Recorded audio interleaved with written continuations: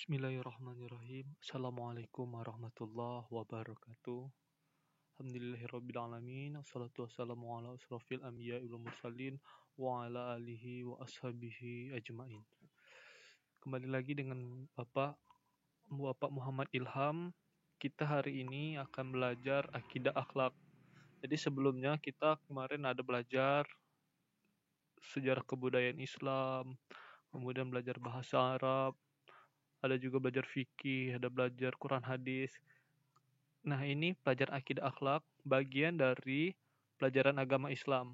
Jadi, akidah akhlak ini penting untuk kalian pelajari untuk memperkokoh akidah Islamiyah kita atau dasar kita dalam beragama. Jadi, Bapak lanjutkan. Untuk pelajaran akidah ini, materi bab pertama itu tentang akidah Islam. Materi bab pertama tentang akidah Islam. Slide-nya pertama. Ini dia, akidah, memperkuat akidah Islam. Jadi pengertian akidah Islam. Pengertian akidah Islam, makna akidah secara makna akidah secara bahasa berasal dari kata aqada yaqidu aqidan. Itu yang berarti ikatan atau perjanjian.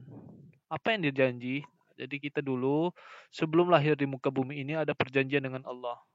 Itulah perjanjian tentang akidah, cara kita beragama, dasar kita dalam beragama.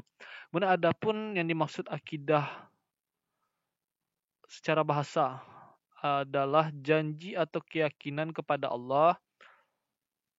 Menurut istilah adalah suatu pokok atau dasar keyakinan yang harus dipegang oleh orang yang mempercayainya.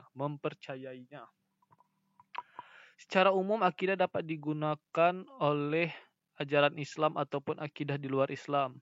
Sehingga ada dua istilah akidah Islam. Sehingga ada istilah akidah Islam, ada istilah akidah Nasrani, akidah Yahudi, akidah Majusi, akidah yang lainnya. Jadi banyak macamnya. Kalau itu akidah di luar Islam. Kalau akidah kita akidah Islam menjadi akidah Islamiyah. Dengan begitu kita juga bisa simpulkan ada akidah yang benar atau akidah lurus dan ada yang tidak benar atau akidah yang salah. Maka akidah Islam, al-aqidah al-islamiyah bisa diartikan sebagai pokok kepercayaan yang harus diyakini kebenarannya oleh setiap orang yang beragama Islam atau Muslim. Jadi bagi kita yang beragama Islam, kita harus mempercayai akidah Islam. Itulah akidah kita yang dibawa dari lahir, bahwa kita umat yang beragama Islam. Nih, pondasi awal dari akidah Islam adalah keyakinan terhadap Allah sebagai Tuhan yang wajib kita kenal melalui sifat-sifatnya. Kemudian yang kedua, dasar-dasar akidah Islam. Dasar-dasar akidah Islam. Jadi ada dua dasar akidah Islam ini. Artinya berpangku dari mana akidah Islam itu? Yang pertama Al-Quran. Kemudian pertama Al-Quran. Kemudian yang kedua Al-Hadis. Apa itu Al-Quran? Jadi Al-Quran itu ialah firman Allah yang diwahyukan kepada Nabi Muhammad dengan perantara malaikat Jibril. Al-Quran adalah firman Allah yang diwahyukan kepada Nabi Muhammad dan diperantarakan oleh malaikat Jibril. Itu dasar pertama akidah Islam. Kemudian yang kedua Al-Hadis. Hadis ialah segala ucapan, perbuatan, dan sikap diam, takrir Nabi Muhammad SAW. Islam telah menegaskan bahwa hadis menjadi hukum Islam yang kedua setelah Al-Quran. Baik sumber hukum dalam akidah maupun dalam semua persoalan kehidupan. Hadis dijadikan dasar hukum kedua setelah Al-Quran. Hadis dijadikan dasar hukum dikarenakan, pertama, semua yang disandarkan kepada Nabi Muhammad adalah wahyu dari Allah, bukan sekadar memperturutkan hawa nafsu saja. Jadi semua apa yang disandarkan oleh Nabi Muhammad, baik itu perkataan, perbuatan Nabi Muhammad dan takrir itu datangnya dari Allah. Jadi apa yang disandarkan kepada Nabi Muhammad itu menjadi al-hadis atau sumber hukum dari hukum-hukum Islam atau dari sumber dari dasar-dasar akidah Islam. Kemudian yang kedua, Allah telah memberikan petunjuk kepada manusia agar mengikuti kebenaran yang disampaikan Rasulullah. Allah memberi petunjuk kepada manusia untuk mengikuti kebenaran yang disampaikan Rasulullah. Kemudian yang ketiga, banyak hadis yang menjelaskan maksud beberapa ayat Al-Quran yang masih bersifat global, termasuk dalam masalah akidah Islam. Ini dia. Jadi banyak hadis itu yang menjelaskan Al-Quran, karena Al-Quran itu sifatnya global, sifatnya menjelaskan secara umum. Maka diperkhususkan lagi oleh Al-Hadis. Begitulah kira-kira. Kemudian tujuan dari mempelajari akidah Islam. Nih, tujuan pertama, untuk memupuk dan mengembangkan dasar ketuhanan yang telah ada sejak manusia lahir. Jadi dasar kita itu sebetulnya sudah mengikuti akidah Islam, akidah yang benar dari sejak sebelum lahir, dari sejak kita dalam kandungan. Maka itu dengan mempelajari akidah Islam ini untuk memupuk dan mengembangkan dasar ketuhanan yang ada dalam pada diri kita itu. Itu tujuan pertama. Tujuan yang kedua, untuk menghindari diri dari kemusyrikan. Kemusyrikan tahu? Kemusyrikan itu menduakan Tuhan. Jadi percaya dengan dukun, percaya dengan jin, itu namanya kemusyrikan. Maka dengan mempelajari akidah Islam, kita dapat menghindari diri dari kemusyrikan ini. Kemudian yang ketiga, untuk menghindarkan diri dari pengaruh akal pikiran yang menyesatkan. Nah, yang sifatnya menyesatkan, maka diluruskan dengan akidah Islam ini. Itu tujuan kita mempelajari akidah Islam. Kemudian yang keempat, memupuk dan mengembangkan dasar ketuhanan yang ada sejak lahir. Nah, memupuk dan mengembangkan dasar ketuhanan kita yang ada sejak lahir. Dan yang terakhir, menghindarkan diri dari pengaruh akal pikiran yang menyesatkan. Syiratal mustaqim. Tunjukilah aku jalan yang lurus. Nah, jadi itulah tujuan kita mempelajari akidah Islam. Nih, ada bagian pengertian iman, pengertian Islam, dan ihsan. Jadi, iman, Islam, dan ihsan ini 3 pokok yang harus ada dalam akidah Islam. Jadi, apa pengertian iman? Iman secara bahasa berarti percaya. Saya beriman kepada Allah, maka saya percaya kepada Allah. Begitulah kira-kira. Iman artinya percaya.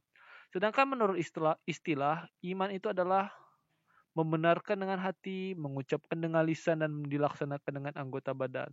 Iman adalah membenarkan dengan hati, mengucapkan dengan lisan, dan dilaksanakan dengan anggota badan. Iman adalah al-imanu huwa tasdiqu bil qalbi wa iqraru bil lisani wa amalun bil alqan.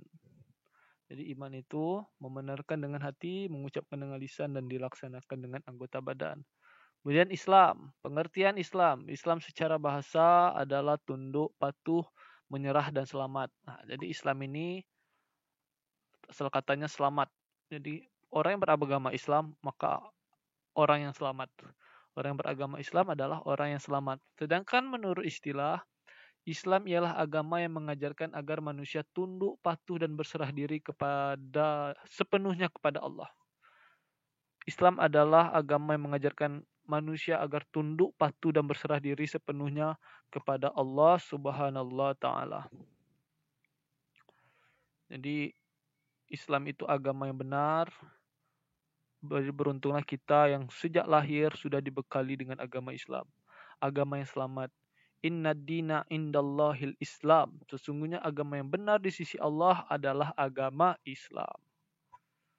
Lanjut, pengertian ketiga, ihsan. Ihsan secara bahasa berarti berbuat baik, berbakti, dan mengabdi diri. Jadi ihsan itu asal katanya, bahasanya secara bahasa adalah berbuat baik.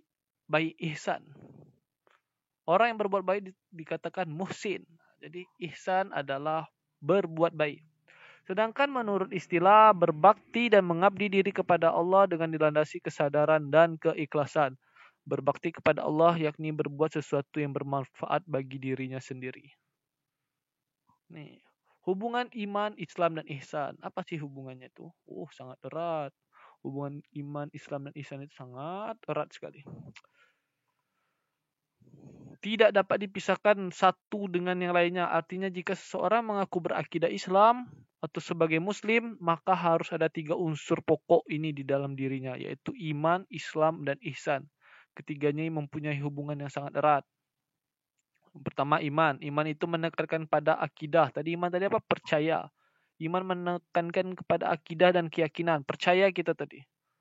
Dibenarkan oleh hati, diucapkan dengan lisan, dan diperbuatkan. Itu ya iman tadi. Ilmu yang membahasnya adalah ilmu tauhid, yaitu ilmu hal-hal yang diyakini oleh seorang mukallaf. Apa itu mukallaf? Mukallaf itu orang yang telah dibebani hukum, atau orang yang sudah balik dan sudah dibebani oleh hukum. Itu mukallaf. Kemudian yang kedua, Islam. Islam lebih menekankan amal lahir, tindakan yang nyata bagi bukti keimanan kita. Nah, kalau bukti kita Islam, maka kita melakukan amal-amal kebaikan. Jadi menekankan amal lahir kita, amal yang nampak seperti sholat, tanda kita orang yang beragama Islam, tanda kita mempunyai iman. Kemudian yang ketiga, ihsan. Ihsan adalah perwujudan dari iman dan Islam seseorang, sekaligus sebagai cerminan kadar iman dan Islam seseorang. Nah, jadi ihsan itu perwujudan dari iman dan Islam. Jadi kalau dia sudah punya iman, kemudian dia beragama Islam, pasti perbuatannya baik. Ihsan tadi kan artinya berbuat baik atau kebaikan. Jadi perwujudan dari iman dan Islam seseorang sekaligus sebagai cerminan kadar iman dan Islam seseorang. Tuh ya. Hubungan antara iman, Islam, dan ihsan itu sangat erat sekali.